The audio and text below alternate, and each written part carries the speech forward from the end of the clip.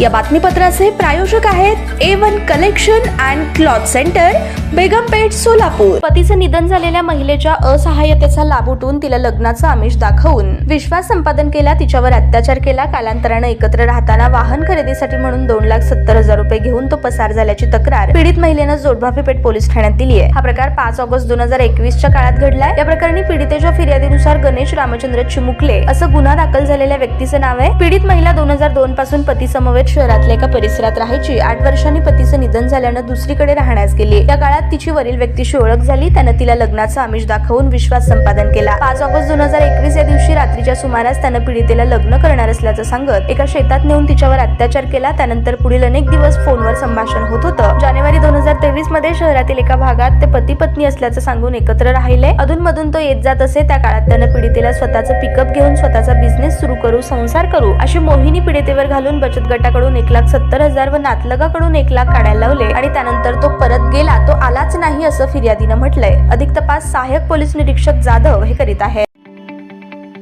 ताज्या बातम्या पाहण्यासाठी प्राईम महाराष्ट्र न्यूज चॅनलला सबस्क्राईब करा।